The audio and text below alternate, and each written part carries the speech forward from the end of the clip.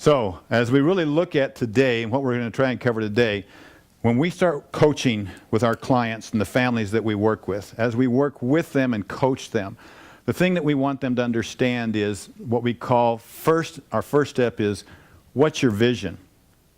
How do you have a bigger vision, and where are you now? If you have the right vision, let's say your vision was to come here today, this morning. That's your big vision. And you called me on the phone and you said, Lee, I'm ready to come to your office. Can you tell me how to get there?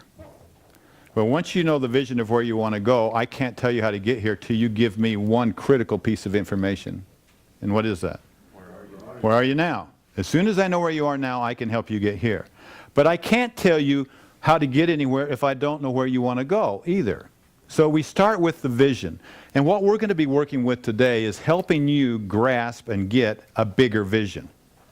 And that bigger vision is so important because if you have the bigger vision, you can just about get through anything. You can get through anything with a bigger vision.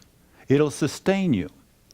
I was coaching an executive, and he came in. The executives that I coach, so I worked with a guy by the name of Dan Sullivan, and we coach executives. They come in every 90 days.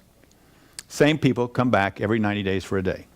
Okay, they have to own their business. They have to be entrepreneurs. They have to have a certain income threshold, but they come every 90 days. So I go out 3 days a month to Chicago, and I meet with the same each 90 days, the same group. But I go out each month and meet with 3 groups, and the next month with 3 groups, and the next month with 3 groups. So I'm seeing over a 90-day period. I'm seeing anywhere from, around 800, 700, 650 to 700 business owners every 90 days. All those 14,000-foot peaks. And so he gets out and hikes and treks on these mountains, and he told me about this experience. I'll never forget it. He says, Lee, I was up there hiking, and I was up 12,000, 13,000 feet. There's about 4 inches of snow. And this guy's 50 years old, roughly, at the time.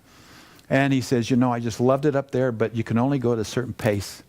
He says, at that elevation, you just kind of keep it very slow. Your heart rate's just thumping, and you're just enjoying the pace that you're at. And he says, I'm moving along, and he says, then all of a sudden I hear somebody in the background coming. Now, I'm a jogger.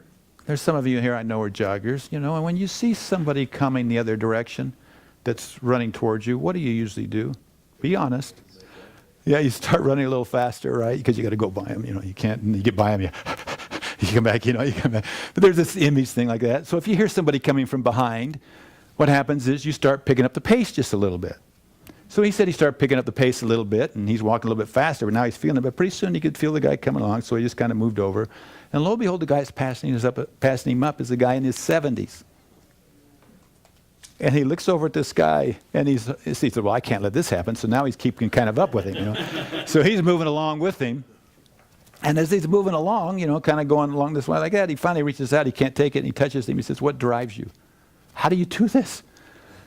And said the only thing the guy said was, my vision of the future sustains my present agony. And he was gone. And he said by the time he got to the top of the hill, he couldn't see him. So he's still not certain to this day if it's a real person or a ghost. But he talked about it, and I thought, wow, what a powerful statement. My vision of the future sustains my present agony. Wow. What a gift. What a gift to have a vision of the future. Would you say, could it be possible to say that many of our youth do not have a vision of the future? Do you know that these kids that are coming out of these projects, when we talk to them and we spend time with them, they don't even have a definition for future. All that they can think about is in this moment. Why do you think it's so difficult for them to make decisions? Why do you think they make bad decisions? Because if there's no future, there's no consequences. So they're caught up in this exact moment. How do we come around then and look at this and say, how do we get this vision of the future? So what we're going to spend the time today with is helping you get a glimpse of the future for you. Helping you really get out there and make that vision happen. Okay?